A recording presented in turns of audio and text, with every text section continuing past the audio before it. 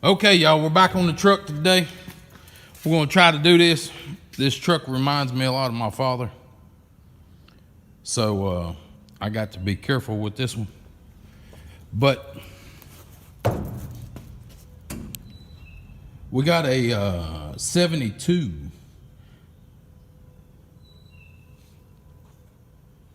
Chevrolet Blazer gas tank up underneath the back of it. And I did that because I didn't like the smell of the fuel inside the truck. Everybody puts their gas filler necks in the bed. I didn't want that, so I ran it out. Yes, I know that is radiator hose. Look, I was 21.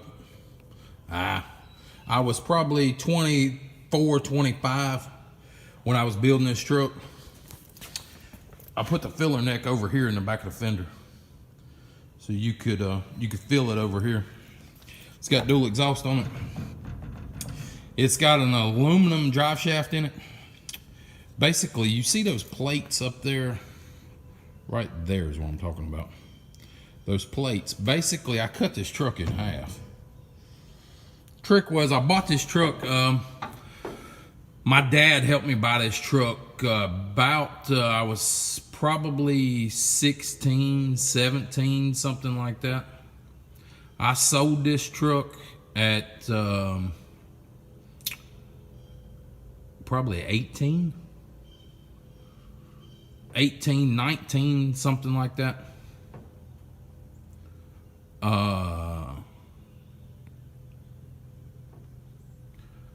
My dad passed away, and I went back and bought the truck back. And that's when I did all this work to it. So I cut this truck right there on both sides. This was a long bed, and I shortened it.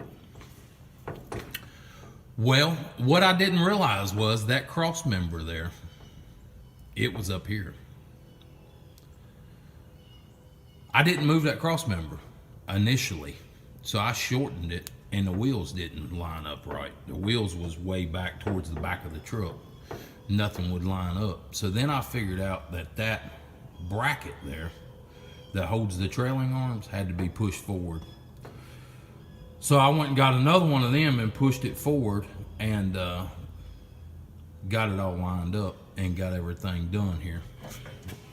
So then, after I got that, I got an aluminum drive shaft in there, if I didn't say that already. That makes a big difference. This thing used to have a 2-piece drive shaft in it. It does not anymore. It's only got a 1-piece. But obviously, if I load it way up, it's coming through a piece in the frame there. It's coming through that. If I load it heavy, it'll come up and touch. But I ain't gonna put nothing in it, so it don't matter. Next thing I did, I punched it 5 lug instead of 6. So I took the axles out and had them welded up and re-drilled for 6 lug. No, I had them re-drilled for 5 lug so I could take the modern wheels on it. The bed, them's the original fenders off the long bed. But I did buy the short steps and the short sides. That was all used way back when. Right there's where I did away with the gas tank. The gas tank's supposed to be right here on these trucks. I did away with that.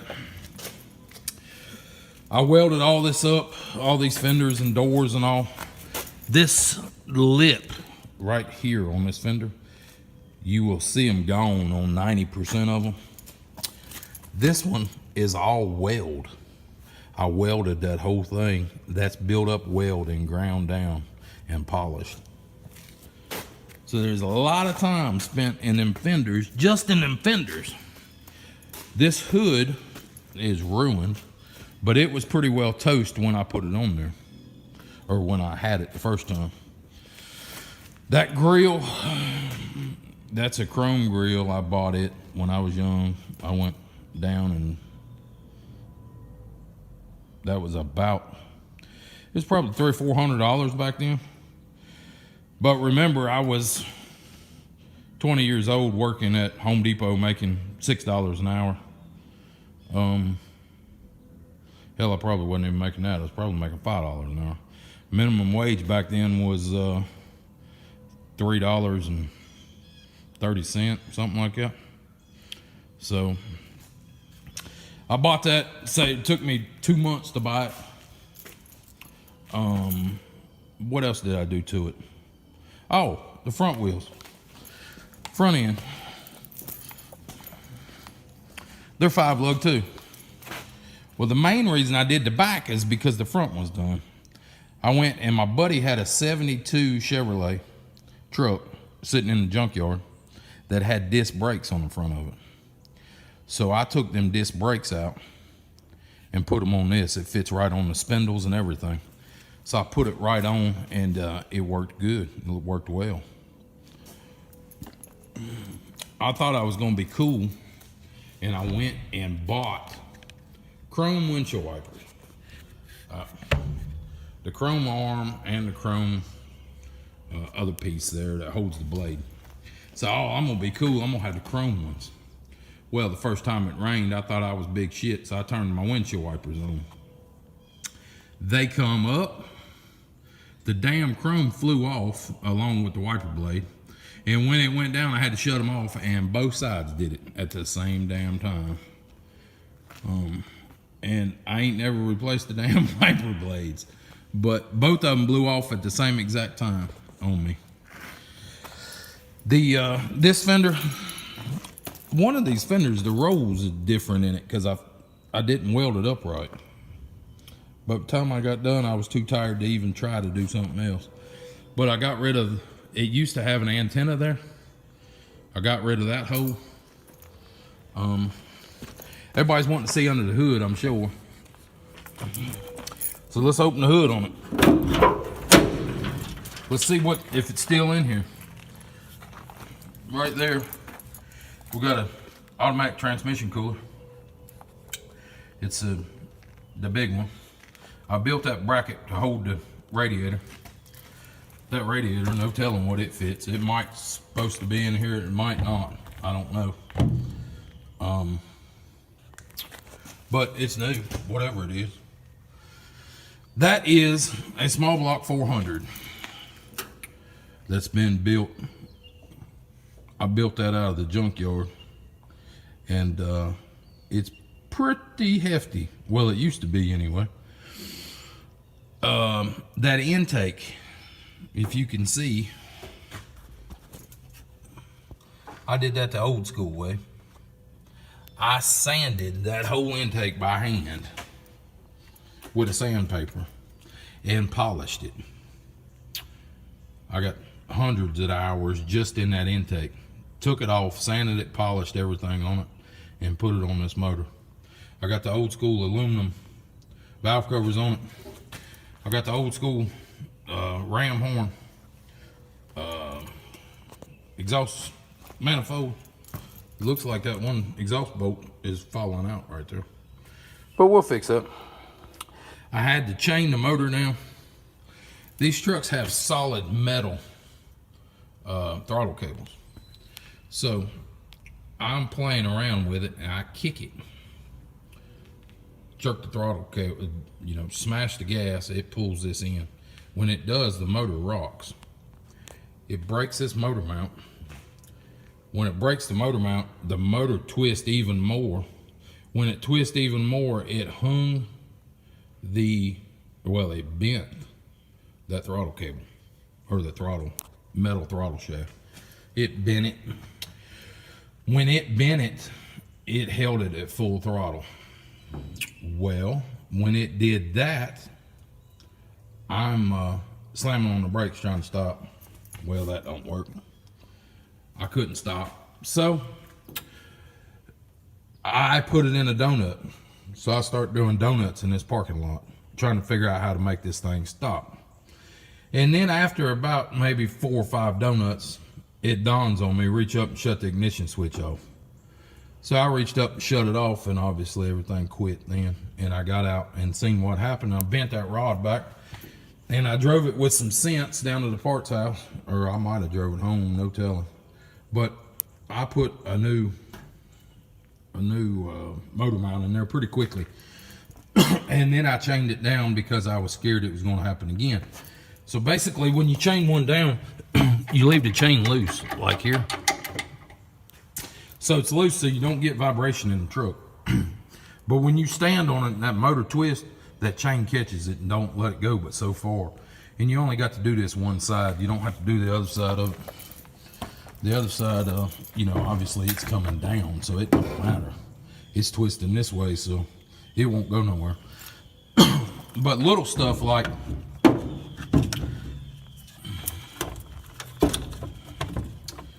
that right there, all that's rusted out on all of them. We replaced that.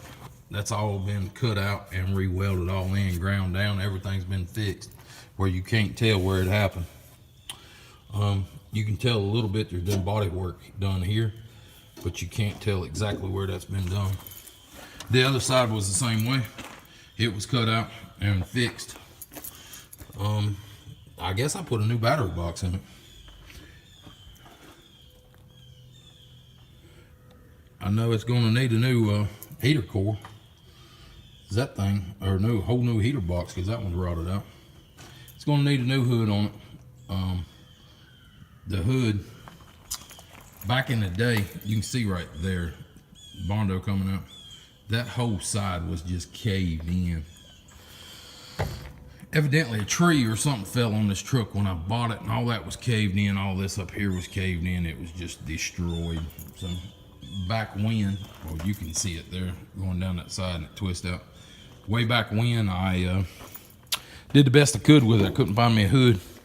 Didn't have the means to buy a new $1,000 hood, so it is what it is. But the titties are still on them tires, but they're all ruined. They're all done. We need a new set of tires for it. And then we need a battery. We're gonna have to pump the gas out of it. And we're gonna see if this thing will fire up. But I've been away from it so long, I don't remember anything particular about it. That ain't good. It's got like 5 times too much oil in it. But that ain't no problem, we'll fix it. We'll drain it, put more oil in it.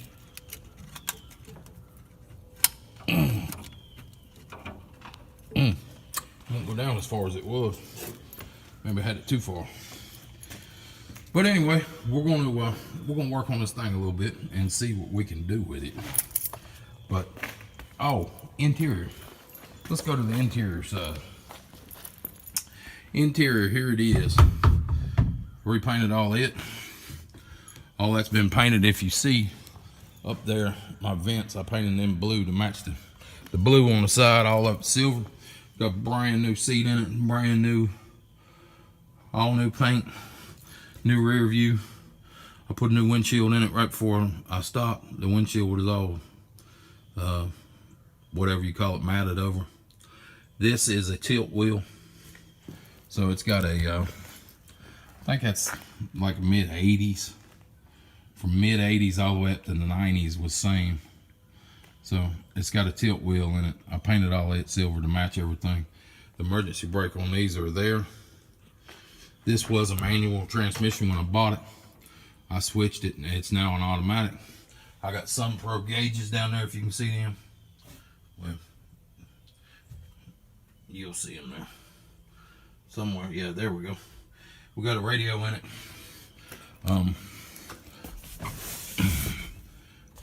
Brand new seat, obviously.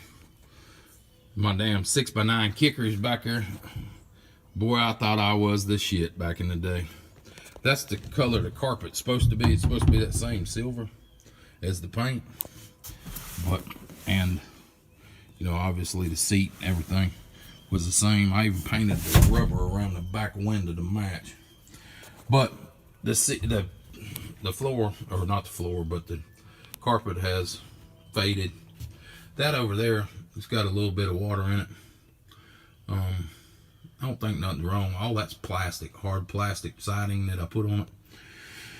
The flaps have been shut, so it's pretty damn nice truck still.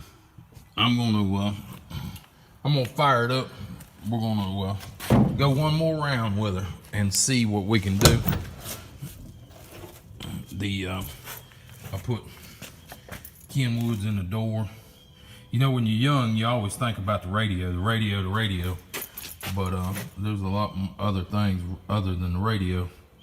But that's all you worry about when you're a kid. So it's got to be all cleaned up. I put new kick plates and all in it back then. It does have a little hole in it there, I see. But all the stainless has been replaced on it. All the rubber has been replaced all the way around it.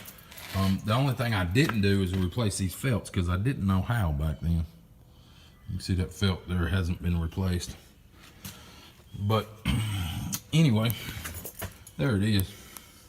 New brake pedal, new gas pedal. I thought I was doing every damn thing. I don't remember what all these switches are.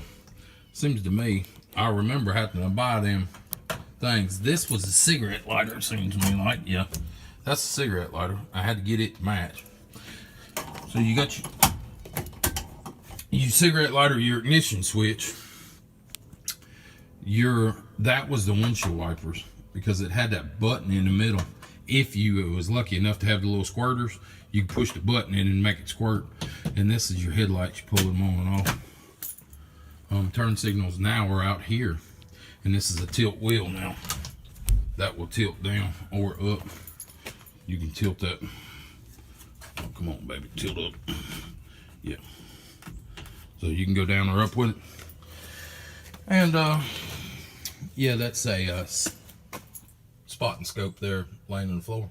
Been laying there the whole damn time. So anyway, we're gonna try to get it over here, back over here in the hole where we can work on it. We're gonna put it right over there beside that one and see if we can get working on it. This is all the stuff I got out of the back of it. The stuff I didn't get out at the car wash. I got it out here. That rear bumper, that's a 78 El Camino bumper that had, it had little rubber all the way around it, so I had to weld up all that. It was too thick, so I had to cut it down this way and weld all that up. It was too wide, so I had to cut it in the middle and shorten it here. And I did all that, and I didn't put any Bondo in it. I welded it all up and ground it down. So you won't find any Bondo in that bumper. But that was a chore. That was long ago. But brand new chrome chains on it. But then I didn't want it scraping the blue paint, so I put rubber on it. And now I can't get tailgate open because the rubber is stuck there and it won't let the chain move. So I'm probably gonna have to take the bolt out of the back of the chain and move it. But anyway, we'll spin this thing around. I brought my floor jack today. So we'll spin the rear end of it around and push it right up in this hole. And on the next video, I'm going to show you how we get this thing running. So give us a thumbs up for filming it. Subscribe to the channel if you hadn't already. And we'll catch you on the next one.